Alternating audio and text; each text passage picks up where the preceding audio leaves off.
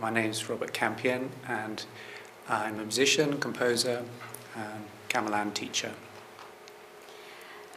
Robert, when did you start playing gamelan?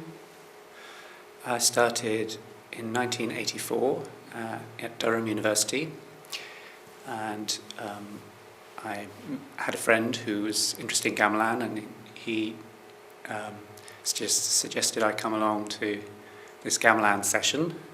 I didn't know anything about gamelan before that, didn't know what it was, and so we went up to the attic of the Durham University music department, where the gamelan was sort of hidden away, and from that first session I was really hooked on it and the sound of it, and also the people that were there playing it. I felt very like it felt very nice, sort of family sort of atmosphere. So Who was the teacher? that was Dave Posnett. How long were you there playing gamelan? I started playing my first year when I was studying music, so that was a three-year course. And after that, I decided I wanted to go and study in Java. So at that point, I didn't know a lot about gamelan because I'd only been doing it for 3 years. And Dave Posnett, who had been my teacher in Durham, was at that time he was in Java studying, so I had a contact to go and visit, and so I headed off into the unknown. For me, it was very much a new experience because I'd never been outside of Europe. A very, very strange and different experience. How long were you in Java? And I was in Java about 4 months for that first visit.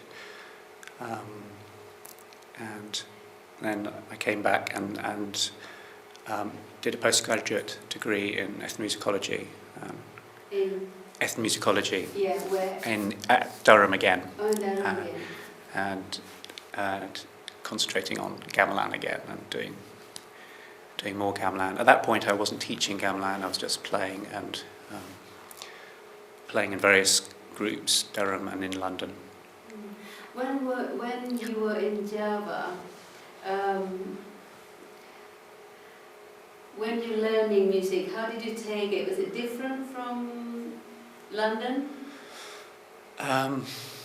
It was different in a lot of ways. I mean, my musical experience, I had studied music. Obviously I'd gone to university to study music, but all my experience of learning music had been as a pianist, so as an individual, not as part of a group generally, and having lessons with a teacher.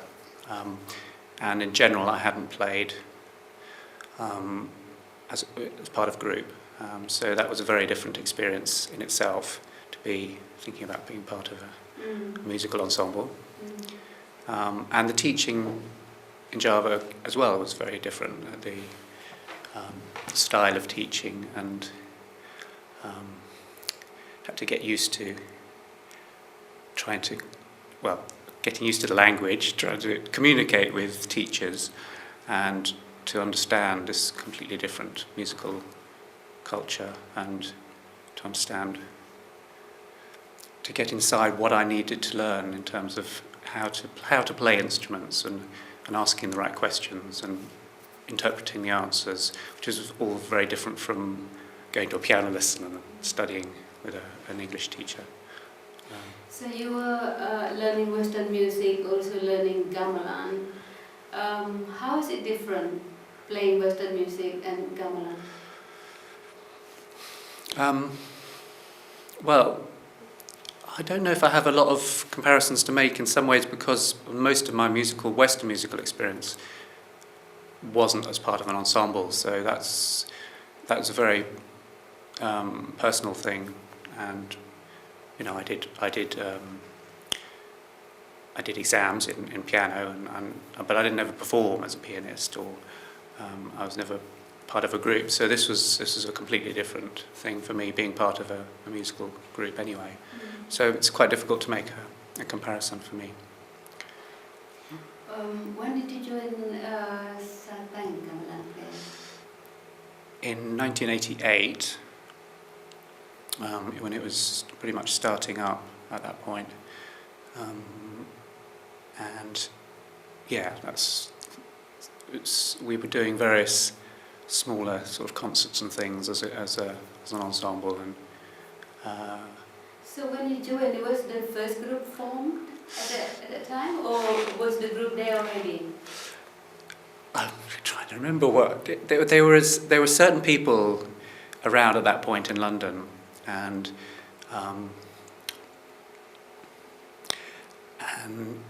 the group was a little bit fluid, a bit who was in it and who wasn't. But there were certain people, and we did. Simon Cook, for instance, arranged a lot of concerts, and we got involved with. And it was often me playing a certain instrument on Gendare, and another player playing a particular instrument, bonang or whatever. So we had a particular lineup, and that was sort of related to the Southbank. But I can't remember exact details about that now in terms of who was playing what. But I remember certain people were in Java at that point and still studying, and the group has changed a lot since then in terms of who's in it. Since when did you start teaching gamelan?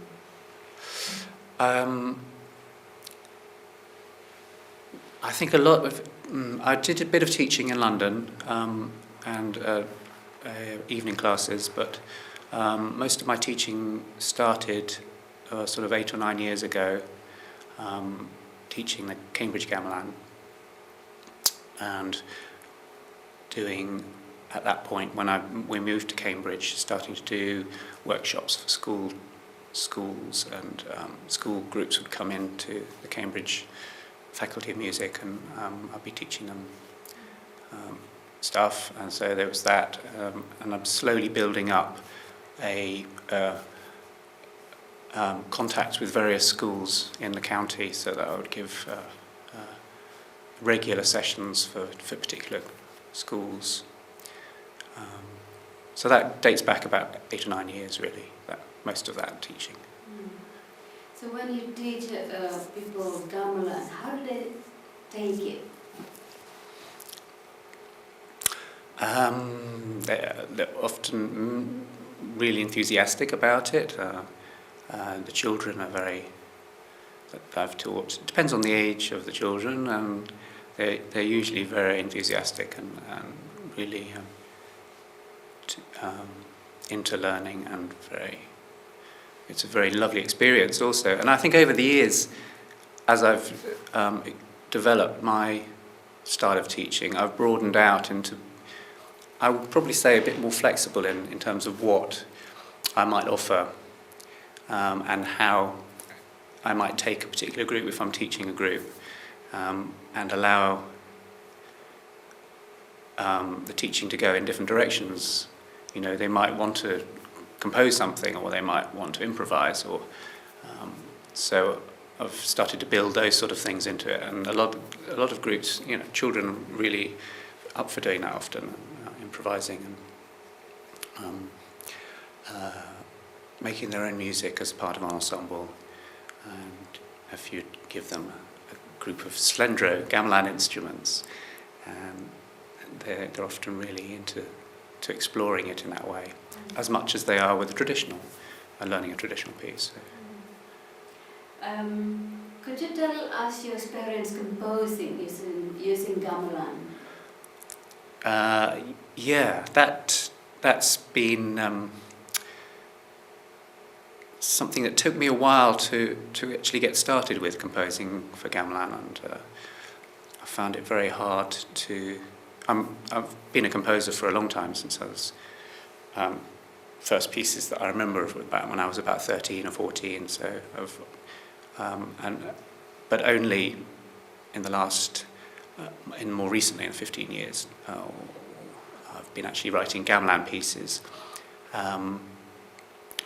because I've always found it quite hard to know what to do with them, to know how to produce a piece. I'm not part of the tradition, and so where do I, how do I use these instruments? And generally I've just taken them as a sound source and done my own thing with them, and occasionally built things on traditional pieces, but I've written various pieces, some for ensemble and some for just solo instruments, for gamelan instruments, and a few for Western instruments and gamelan instruments combined. So I've got into the swing of it in recent years. I feel comfortable with composing for gamelan now. Have you composed with Southbank Gamelan Players? I've composed for them, and we played a piece called My Mother's House, which is for flute, for Isabel Carey on flute, and for the Southbank Gamelan Players. That was specifically written for that group. And I've written another piece for that group as well.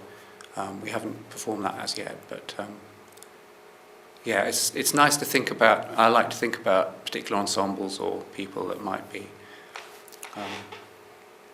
performing something. So I have that in mind often when I'm writing, whether it's gamelan or Western instrumental pieces. Could you tell us your experience teaching the group in Cambridge, the community group? And also, how can I put it?